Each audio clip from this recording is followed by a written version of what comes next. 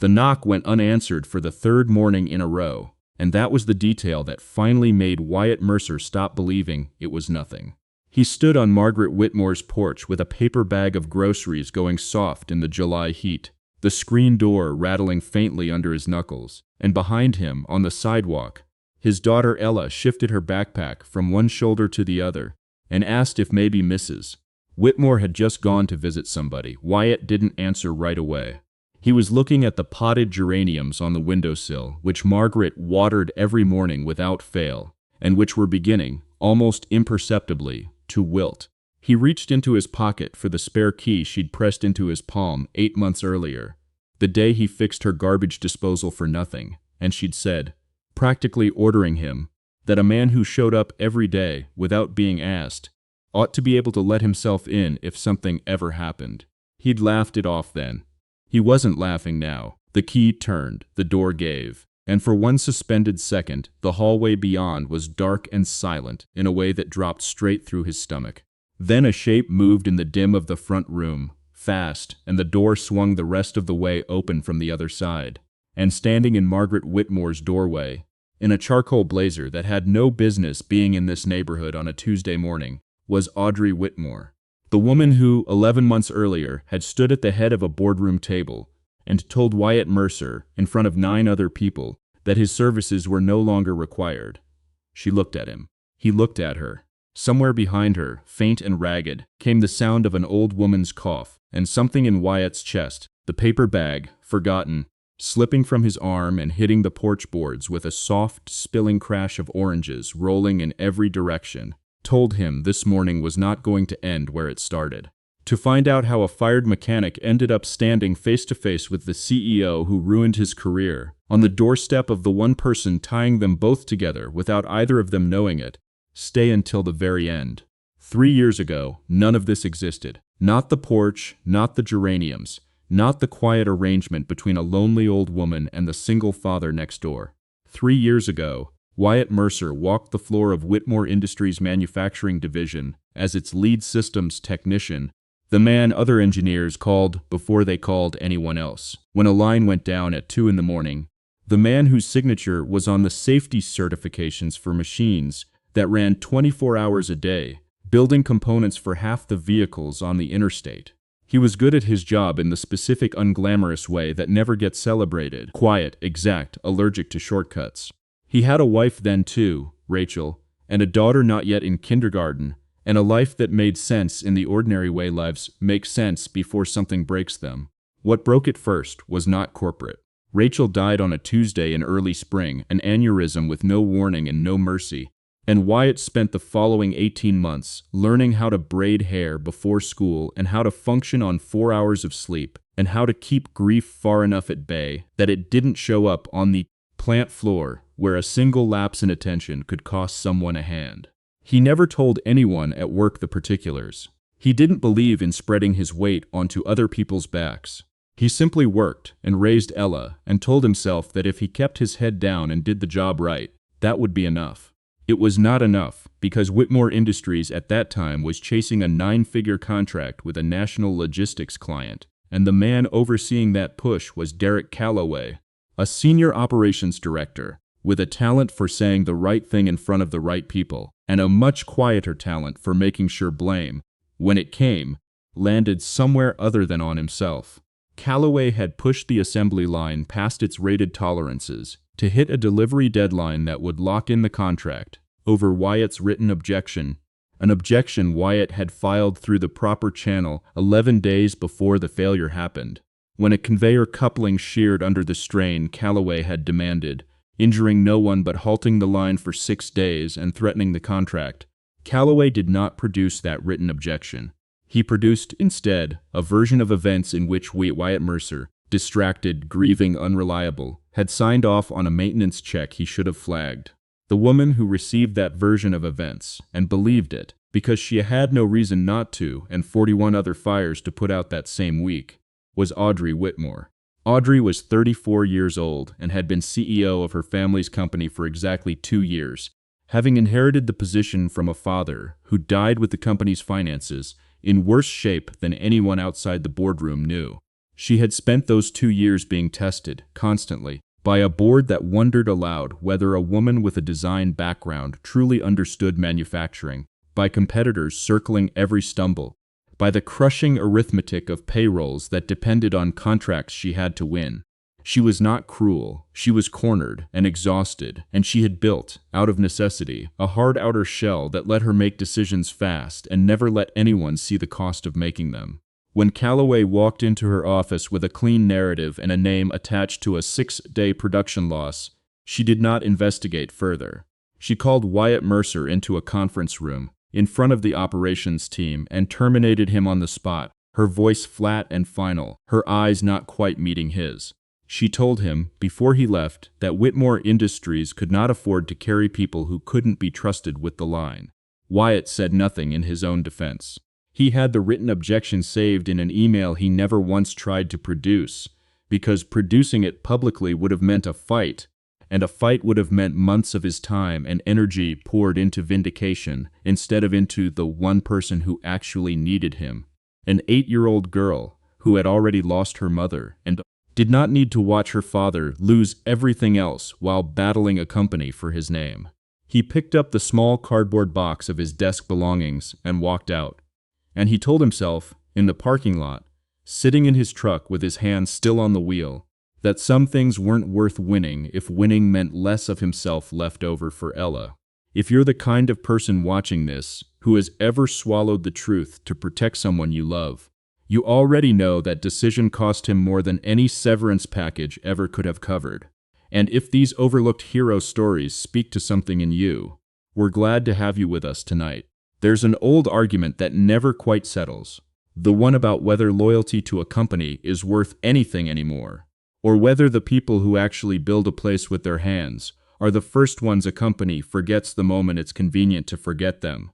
And Wyatt Mercer, driving home that afternoon with a cardboard box on the passenger seat, was about to become a very quiet answer to that question.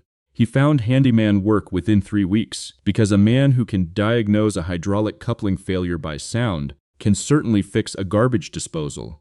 And word travels fast in a neighborhood that likes a reliable person with reasonable rates.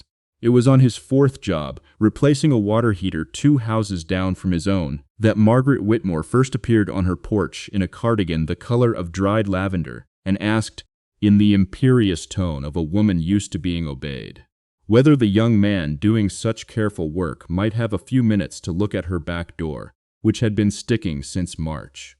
He did not know, that afternoon, that her last name was the same one stamped on the paperwork that had just ended his career. He knew only that she made strong coffee, that she talked to her geraniums like they were old friends, and that her back door needed a plane taken to it and a new strike plate, a 20-minute job he refused to charge her for. She insisted on paying him in cookies instead. Oatmeal, always oatmeal, wrapped in wax paper. And something about the exchange, small and unhurried, and asking nothing of him but his time, became the first thing in a year that felt like it was giving him something back. He started coming by every morning before his jobs began. Some days it was nothing more than carrying her trash to the curb, or checking that her mail hadn't piled up. Other days it was the real work of an old house slowly failing around an old woman determined not to leave it. A leaking pipe, a loose railing, a furnace that groaned in a way he didn't like. She never asked him to come. He simply came, the way he came to everything in his life now, quietly and without being asked, and in return she fed him and fed Ella when Ella tagged along after school.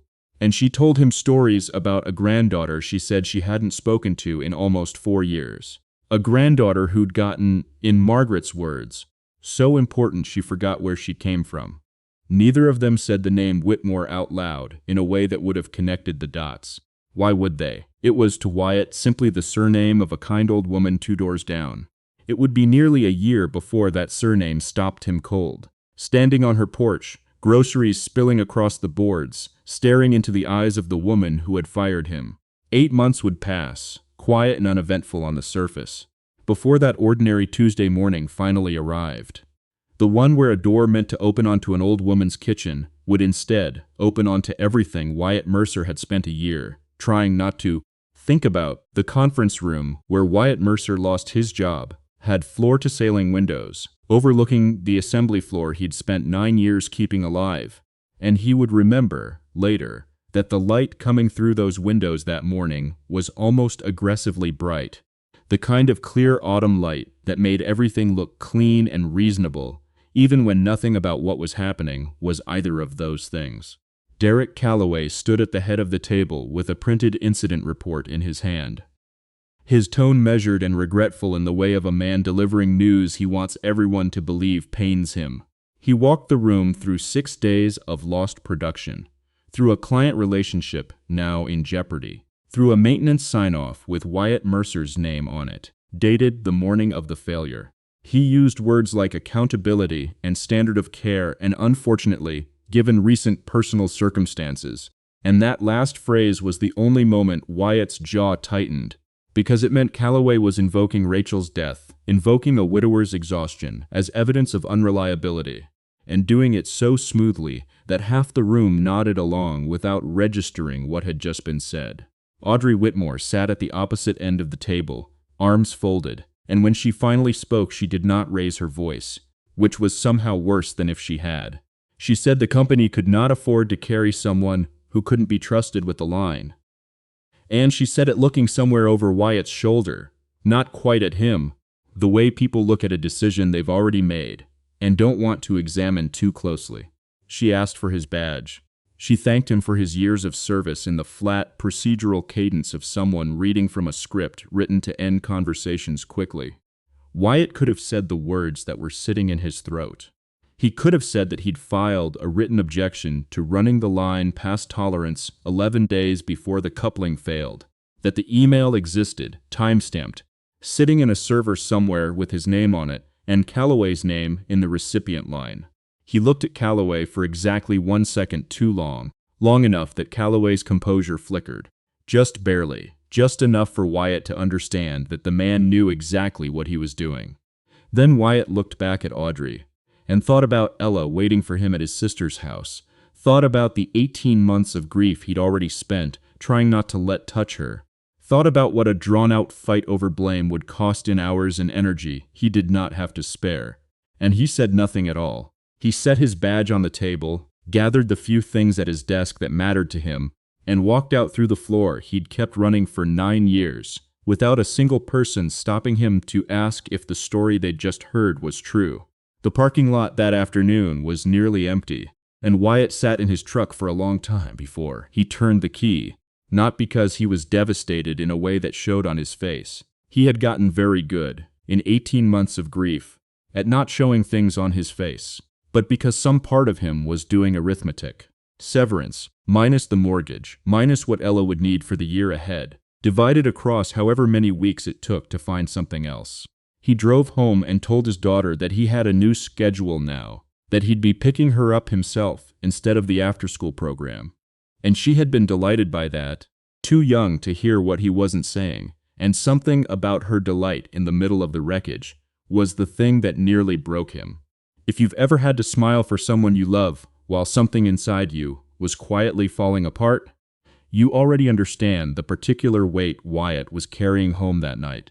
And if you've ever felt unseen or underestimated the way he was in that conference room, dismissed on someone else's word without anyone bothering to check, we'd love to hear about it in the comments.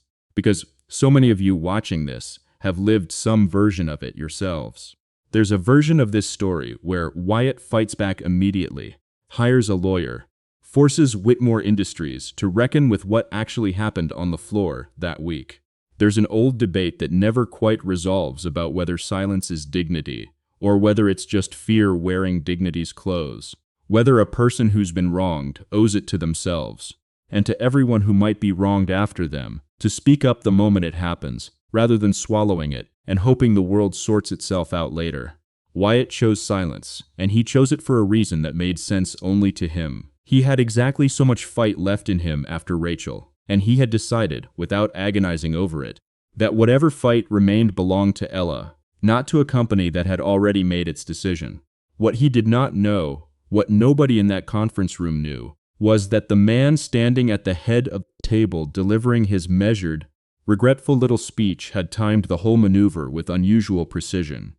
Calloway had been quietly courting a competing firm for 8 months, using the very contract Wyatt had warned him not to jeopardize as his primary selling point, a track record he intended to walk out the door with the moment the ink dried on the client deal he was currently endangering. He needed someone to blame for the 6-day production loss that would inevitably raise questions, and a grieving widower with no appetite for a fight was, from a purely tactical standpoint, the cleanest possible answer. Calloway had not hated Wyatt. He had simply calculated that Wyatt was the safest person in the building to sacrifice, and he had been right, and that calculation would not begin to unravel for the better part of a year.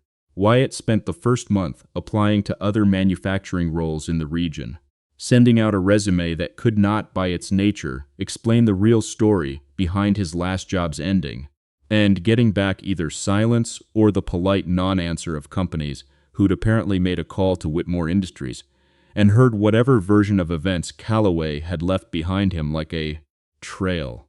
By the second month, watching the numbers in his savings account edge toward a line that frightened him, he stopped waiting for the industry to reconsider him and started fixing what needed fixing in his own neighborhood instead. A water heater here, a fence gate there, work that didn't ask for references or explanations, work that paid modestly but paid the same day, in cash, no questions. It was somewhere in that second month, exhausted, humbled in a way he'd never expected a broken garbage disposal to humble a man, that he first knocked on Margaret Whitmore's door.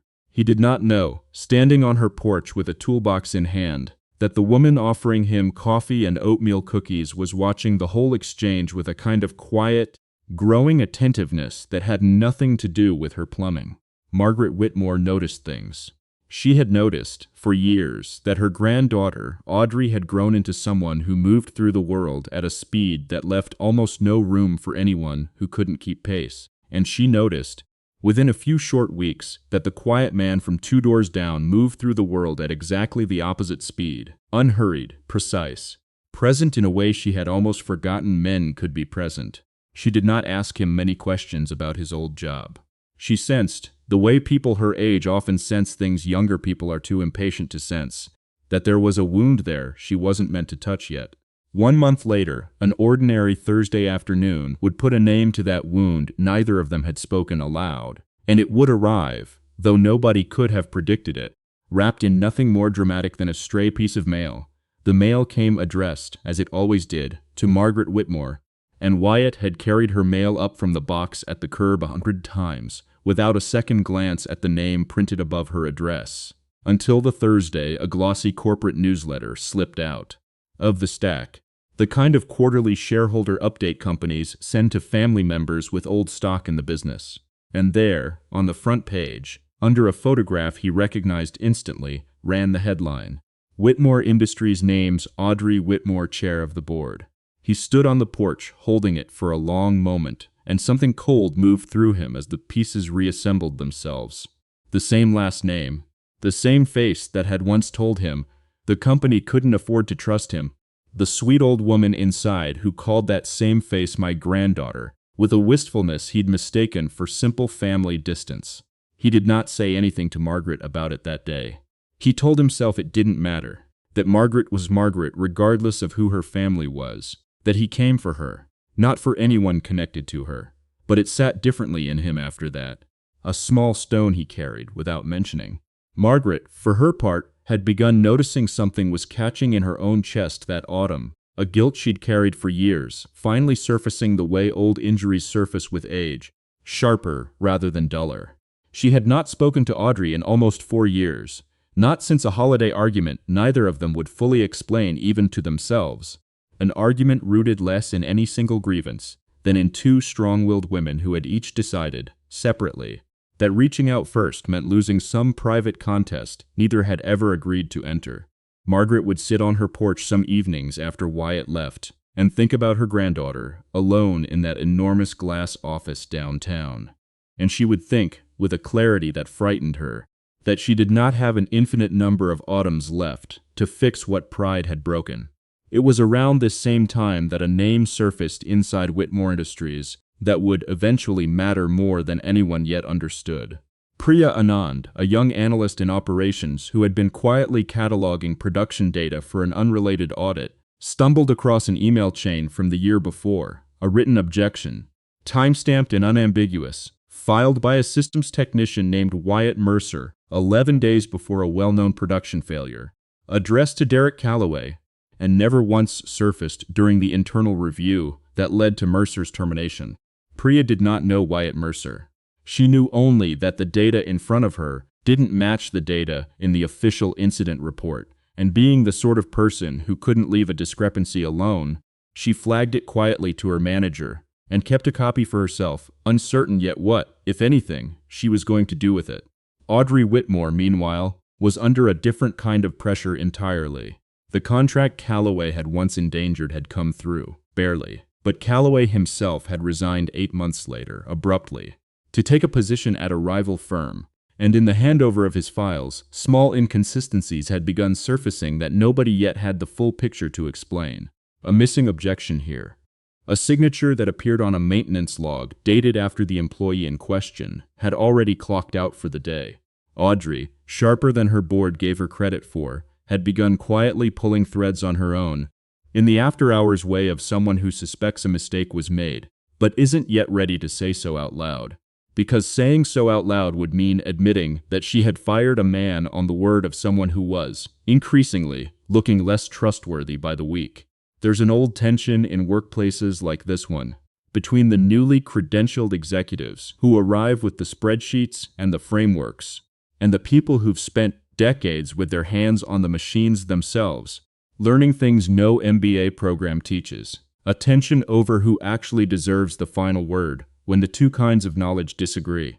Audrey had built her entire management style around trusting the data and the reports handed up to her, because that was what her training told her to trust, and it was only now, staring at inconsistencies that no report had bothered to flag, that she was beginning to wonder whether the floor-level knowledge she'd always treated as secondary might have been the thing worth listening to all along. It was Margaret who finally forced the two threads together, though she had no idea she was doing it. On a Sunday afternoon in early spring, feeling the particular ache of a guilt too heavy to carry alone any longer, she called her granddaughter for the first time in nearly 4 years. Not to reconcile, not yet, simply to ask, with the bluntness only a grandmother can get away with, whether Audrey remembered a man named Wyatt Mercer. Audrey went very quiet on the other end of the line. She asked why. Margaret told her, plainly, about the man 2 doors down who came every morning without being asked, who fixed what needed fixing and never took more than cookies for it, who had a daughter he was raising alone and a gentleness about him that reminded her, she said, of Audrey's own grandfather before the business had hardened him. Audrey did not tell her grandmother that day that Wyatt Mercer was the man she had personally fired 11 months earlier. She said only that she'd look into some things, and she hung up the phone and sat in her office long after the building had emptied, turning the coincidence over and over, feeling something under her ribs that she did not yet have the vocabulary to call shame. The following week brought the secondary crisis that made ignoring the whole matter impossible. A second client, reviewing the fallout from the earlier production failure, requested a full audit of the incident before renewing their own contract. A contract worth nearly as much as the one Calloway had originally endangered, and threatened to walk if Whitmore Industries could not produce a clean, honest account of what had actually happened on that line. The board, uneasy, pressed Audrey for answers she did not yet have. It was in the scramble to produce those answers that Priya Anand's quietly flagged discrepancy finally reached Audrey's desk directly. The written objection with Wyatt Mercer's name on it, laid out in black and white beside the incident report that had ended his career. Audrey read it twice, sitting alone in her office at nearly 10 at night, and the two facts she'd been holding separately, a lonely grandmother's fondness for a quiet handyman, and a termination she'd signed off on with insufficient evidence, collapsed into a single unbearable understanding of exactly who Wyatt Mercer was and exactly what she had done to him. She did not sleep that night. And 2 weeks later, on an ordinary Tuesday morning that would turn out to be anything but, she drove to her grandmother's house to finally begin repairing one broken relationship, with no idea that opening the front door was about to force her to face the other one at the very same moment. The cough Wyatt had heard through the half-open door belonged to Margaret, who was upright in her armchair by the time he pushed past Audrey into the front room, pale and startled but very much alive. One hand pressed to her chest and the other waving off both of their alarm with the mild irritation of a woman who did not appreciate being fussed over. She had simply been sicker than usual for a few days, she said. Sicker than she'd wanted to admit to anyone, and had finally called her granddaughter that morning in a moment of weakness she was already regretting. Audrey had driven over within the hour. Neither woman had expected Wyatt to arrive with his own key and his own quiet certainty that something was wrong. For a long, strange moment, the three of them simply stood in Margaret's front room absorbing the collision. Margaret looking between the two of them with a dawning, complicated understanding. Audrey with color draining slowly from her face as the full shape of the coincidence settled over her. Wyatt with his jaw set in the careful stillness he used whenever something threatened to overwhelm him, and he refused to let it show. It was Margaret, in the end, who broke the silence, asking in a voice gone suddenly small whether the two of them already knew each other, and it was Audrey who answered quietly that yes, they did, and that she owed this man an apology so long overdue she barely knew how to begin it.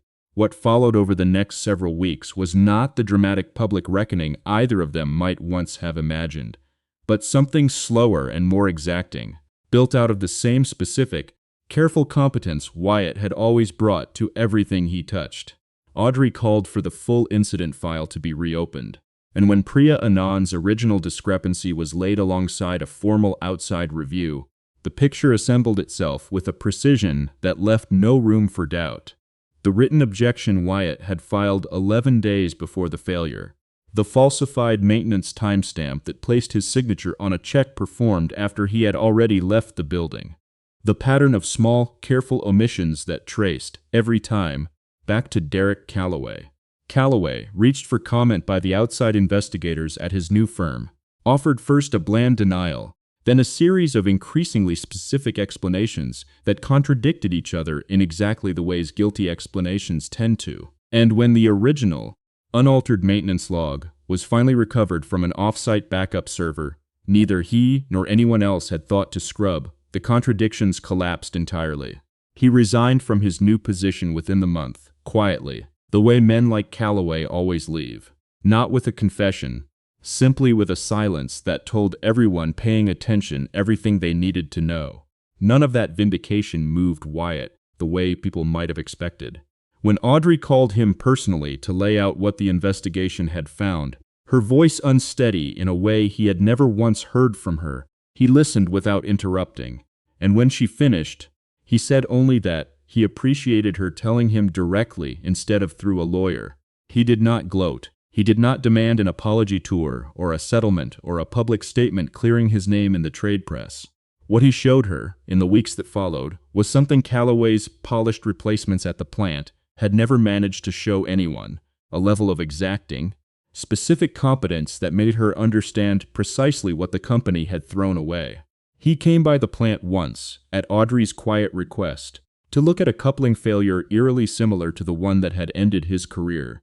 A problem 3 newly hired engineers with impressive degrees had spent 4 days failing to diagnose. Wyatt walked the line for 11 minutes, listened to the machine run for maybe 30 seconds, and pointed to a bearing housing 2 stations down from where everyone else had been looking, explaining in a handful of plain sentences exactly why the vibration pattern meant the fault wasn't where the alarm said it was. He was right. It took the maintenance crew 40 minutes to confirm it, and less than a day to fix it. A repair that would have cost the company another 6-figure production loss if it had gone unaddressed through the weekend. He refused payment for his time. He said he'd come because Audrey asked, not because he was angling for anything, and the plain, unshowy truth of that statement did something to Audrey that the entire investigation had not quite managed to do. It made her ashamed not just of the decision she'd made about him, but of how easily, 2 years into running this company, she had learned to stop noticing people like him at all. It was Margaret, watching all of this unfold from the quiet vantage point of her porch, who did the most good simply by refusing to let either of them retreat back into their old distances. She insisted Audrey come for Sunday dinner now that they were finally speaking again, and she insisted, with the same bluntness that had started this entire chain of events, that Wyatt and Ella join them, because a house that had been too quiet for 4 years deserved, in her words, a little more noise in it. Ella, 8 years old and utterly unbothered by corporate history, took an immediate and enthusiastic liking to the tall woman in expensive blazers, who turned out to be surprisingly good at checkers and surprisingly bad at hiding how much she enjoyed losing to an 8-year-old. Audrey found herself, over the course of a handful of Sunday dinners, watching a father and daughter move through an ordinary evening with an ease and warmth she had almost no memory of from her own childhood. And something in her that had been armored shut for 2 years of boardroom survival began very slowly to soften. She offered him his old job back formally in early summer, flew in the offer with all the trimmings, restored title, back pay, a public statement clearing his name in front of the entire operations team. He turned it down, gently. In the same unhurried way, he turned down almost everything that came dressed as spectacle. He told her the plant floor wasn't where he wanted to spend his days anymore, not because of what had happened to him there, but because somewhere in the last year and a half of fixing garbage disposals and porch railings and watching Ella grow up in the actual hours of her actual days instead of the leftover hours after a long shift, he'd found a version of a life that suited him better than the one he'd lost. What he told her he did want, if she was serious about making things right, was something that had nothing to do with him personally at all. A formal channel, written into company policy, through which any employee's safety objection had to be logged, timestamped, and preserved independently of whoever it was reported to, so that no one else could ever be quietly erased the way he had been. Audrey agreed before he'd even finished asking, and something about the specific, unselfish shape of his request, asking not for himself but for whoever might come after him, landed in her with a force that made her voice catch when she thanked him. It was, though neither of them said so out loud that afternoon, the moment the space between them stopped being about correcting an old wrong and started becoming something neither of them had a name for yet. 1 month later, an ordinary Sunday dinner would turn into the evening neither of them had been willing to admit, out loud, they had both been waiting for. The company town hall was Audrey's idea, not Wyatt's, and she insisted on it not as spectacle but as the plainest, most public form of accountability she knew how to offer. Every employee in the operations division gathered in the same room where Wyatt had once been let go in front of 9 of them. Audrey standing at the same podium, reading aloud the findings of the reopened investigation without softening a single detail, naming Derek Calloway's falsified record specifically, and stating, in front of the entire floor, that Wyatt Mercer had been dismissed on false grounds, and deserved better than the company had ever given him. She did not frame it as a favor to him.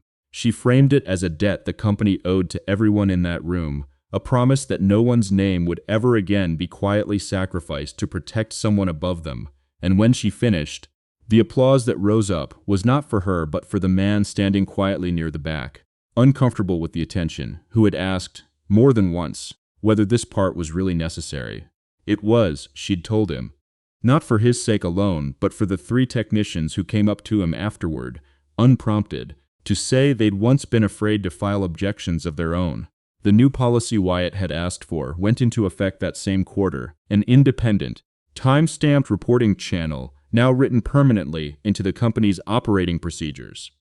And Audrey made a point, in the press release announcing the restructuring, of crediting the idea publicly to the very employee the company had once wrongfully dismissed, at a real cost to a narrative the board would have preferred stay quieter and cleaner than the truth actually was. The quiet coda came, as these things tend to, months later, in a season nobody had marked on any calendar as significant. It was a Sunday in late autumn, and Margaret's porch had become, without anyone deciding it formally, the place all 4 of them gathered most weeks now. Margaret in her armchair by the window, Ella cross-legged on the porch steps with a book, Audrey and Wyatt sitting side by side on the old glider swing that Wyatt had, months earlier, finally fixed the persistent squeak in, though he'd left the faint, familiar creak of the chains themselves alone. because Margaret said she liked being able to hear when someone she loved was nearby. Audrey had a mug of the same oatmeal cookies in her lap that had once been Wyatt's only currency, and she was turning one over in her fingers without eating it, watching Ella read, watching her grandmother's color, finally, fully returned. She asked him, quietly, not for the first time, but with a different weight to it this time, why he'd stayed silent for so long instead of fighting for what was true the moment it happened. He thought about it for a while before answering, the way he thought about most things, and told her that he hadn't been protecting his pride. He'd been protecting the only thing he had left that mattered more than pride. The hours he could give his daughter, instead of a fight he might not have won anyway. Audrey said nothing for a moment, just looked out at Ella on the steps, and said that she understood, now, in a way she hadn't a year ago, that real worth was rarely the thing that got announced in a conference room. It was the thing that showed up quietly, every single day, whether or not anyone was watching or keeping score. If there is someone in your own life who was misjudged the way Wyatt was, dismissed before anyone bothered to really see who they were, written off by people who never took the time to look past the first easy story, we'd love for you to tell us about them in the comments tonight, even if it's only to finally give them, here, the credit they were never given at the time. And if you believe, the way this story does, that quiet, overlooked people deserve to be seen for who they truly are, we hope you'll stay part of this story with us, because there are so many more like it still waiting to be told. What Wyatt Mercer never asked for, and what he was given anyway, in the slow, unglamorous accumulation of Sunday dinners and porch repairs and a granddaughter finally speaking to her grandmother again, was not vindication in the way the world usually measures it. It was something quieter than that, and in the end, something far more durable. A family rebuilt not out of grand gestures but out of a man who kept showing up every single day, long after anyone was watching to notice.